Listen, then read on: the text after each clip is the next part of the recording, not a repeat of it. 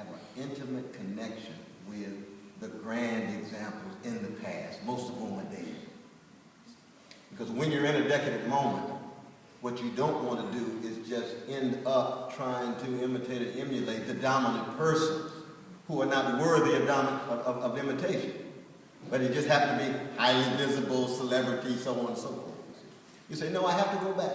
So for example, let's say if you're a musician, let's say if you're a singer, and you notice that some of the wealthiest, most successful singers can't sing in tune or pitch. So you know, I'm going back to Hayes Jackson, and I'm going back to Aretha Franklin, I'm going back to Connie McCrae, and Billie Holiday, and Sarah Vaughan, because they were great. Now, I was at a nightclub last night, and the line went for 4 blocks to a successful singer who can't hit the C at all. But everybody going crazy because the audience is uncultivated. They're in the spectacle, they're not in the substance. So they can be titillated, but they can't be stirred at the deepest level. So you say, as a musician, I tell Anthony Hamilton this all the time, brother, you one of the last ones, man. Listen to Gerald Levert. Listen to Luther. Listen to Al Green. They know how to sing. Now you got a lot of contemporaries, some of them who were talented, but ones that are highly, highly successful. Give them a hug, shake their hand, but don't listen to their stuff that much because you're going to get mixed up. It's not excellent in that way. And I'm not saying every piece of music you listen to has to be excellent. I mean, classical folk don't listen to just Beethoven, Opus 131, String Quartet. That's no place to be obsessed with. The highest level, you see. And the same way I'd say for, intellectuals. The intellectual situation now, so many of us, the intellectuals of different colors are bought off for sale, highly visible, but not really providing a courageous vision and witness. Then you're going to have to go back to Sinclair Drake and Du Bois. You have to go back to C.L.R. James. You have to go back to, we were talking about Professor Allen. Exactly. So that sense of history becomes even more important. And again, don't get me wrong, please. I'm not putting young people down. I'm trying to tell the truth about what it means to live in a moment of relative decline. That's very, very real. If I were a preacher, and somebody said, I want to be a great preacher. Who are the most visible preachers? Creflo Dollar. Don't worry about that, Negro. Let him make his money. Learn how to preach. And where are you going to go learn how to preach? These days. There's a few.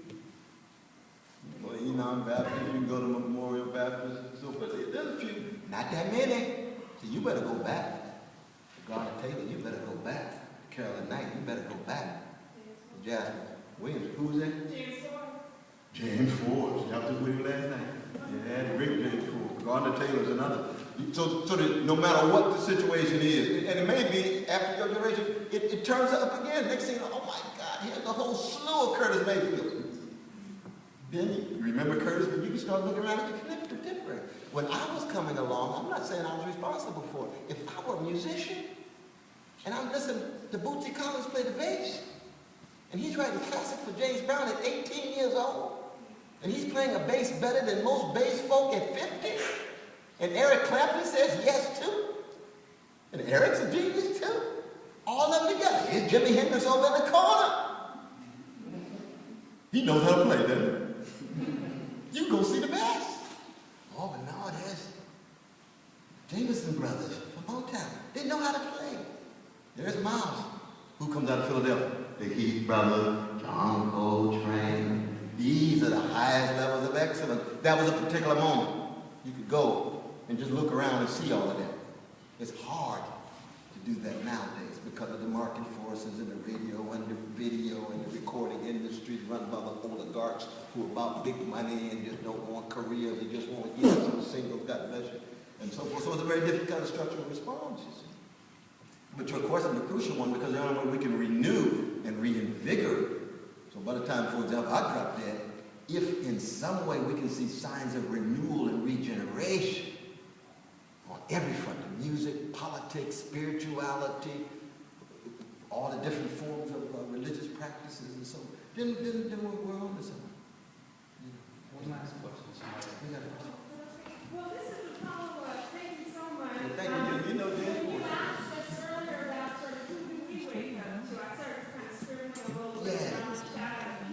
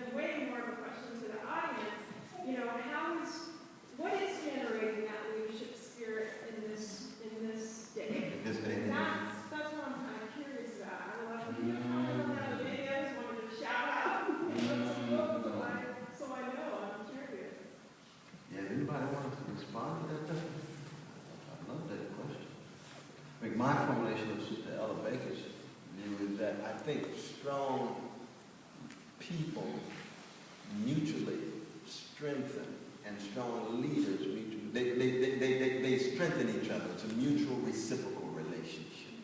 When you have strong people with strong leaders, leaders become strong. If you have strong leaders with strong people, the leaders become strong. If you have folk who are weak looking for messiahs, then you got a problem. Then you got a problem. The messiah is supposed to do everything. I mean, that's part of the problem again with Barack Obama. Everybody kind of looked like he was magical and so forth. They kind of set back rather than pushed him because he's a human being like everybody else. But even those wonderful names that you mentioned, most of them are, over 55. You know what I mean? Now when we came through the poverty tour here in Philadelphia, we met the Color of Change group, the de-incarcerated group, all these are young people, rooted in Philadelphia and other places, on the move, like Brother Rashid, I mean, wonderful young people building on those names and traditions. But all these folk are not leaders. Because to tell you the truth, as both deep Democrat, revolutionary Christian, that I don't like the word leader at all. I like the word love.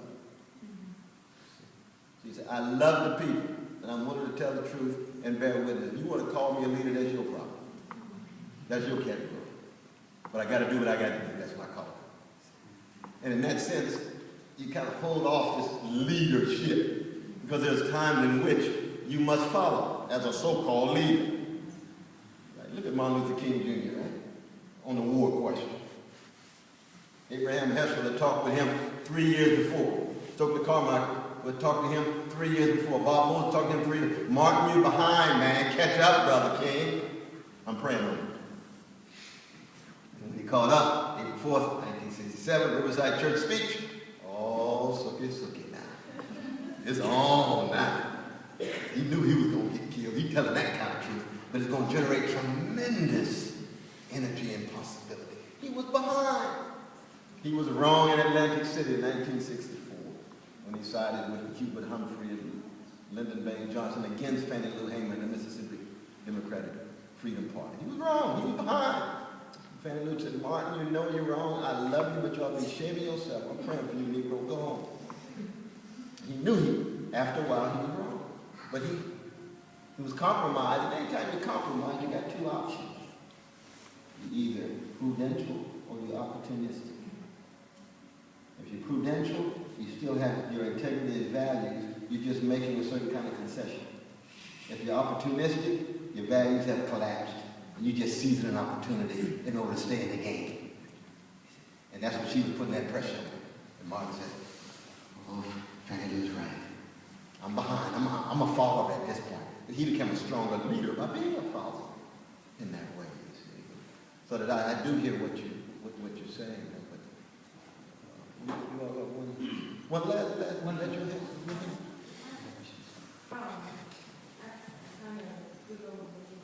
We'll stand up like this. Yeah, there you go. And I kind of struggle with this when I'm a PhD student in higher education, and what I struggle with is our definition of leadership. Yeah. And particularly when we're looking at different structures and institutions that started as movements, and now what they've become and how they define leadership and how it used to be defined, and how does this all work together? And have the movements died because we've changed our definitions of leadership, or have the leaders changed, and how that all plays together. So I'm struggling with that myself, and if that's playing a role in it.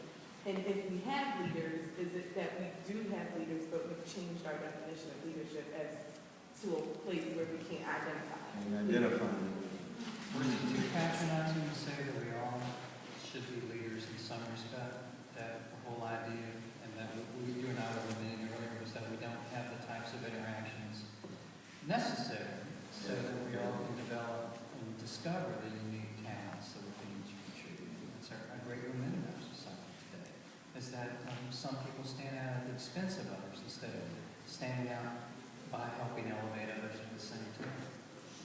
When you think of a jazz orchestra, where each and every player has to find his or her voice, there'll be moments when you'll be called on for your solo. But even when you're not playing your solo, it's still self-initiated, sometimes improvisational, because of the tremendous discipline that you have. So you're both leader and follower simultaneously. There's moments in which Duke says, hit it, Johnny Hodges, hit it, Gonzalez, boom, they got their solo. But they've already been lifting their voices alongside the other voices lifted. And each one of them are leaders of a kind, followers of a kind, and of course, the quality of the performance is enhanced. And it might be that we have paradigms where we actually have some lovers and leaders on the ground. We can't even identify them at all. But we also have to be very honest and say that what movements are up against must be taken into consideration. That when you have highly visible lovers of people who are shot down like dogs, that tends to concentrate the mind. Wow, these people, they will kill you. Do I want to die now? These people throw you in jail. America's jails are also full of folk from the 60s and 70s who sacrificed. Been in jail for 25, 30, 35 years. They were crushed. The FBI told lies about them and their family. COINTELPRO tried to kill some of them, which is to say they're up against some serious forces. Serious forces. We in America don't like to talk about that, but I mean, it's true. This is just as true in America as it is Mexico. Our dear sister, she knows about the repression of our precious Mexican brothers and sisters. The leaders emerged. My God. Oscar Romero in El Salvador. What happened to Brother Oscar? He told the truth. They killed him. Who wants to be the next Oscar? I'm going to pass that one out. I'm in love at the moment. Oh, okay. No, I got 2 daughters. I think I'm going to hold on. Oscar, I love you, but I'm not the next Oscar. I'm not going to get shot down like him. And of course, that happened in black movements, in radical movements. It happened even in the some of the feminist and anti-homophobic movements, of those highly visible folk who get crushed and reputations tarnished and sometimes killed. And that's another element, not the soul one, but that's one we do have to keep in mind. But I know it's getting late. This has been wonderful. I want to thank the Center for Programs of Contemporary Writing for sponsoring this, and Dr. Val Ross in particular. I don't think she's here right now, but she spearheaded and arranged this whole thing, and I thank her immensely. And most of all, for his absolute generosity and graciousness, I thank so much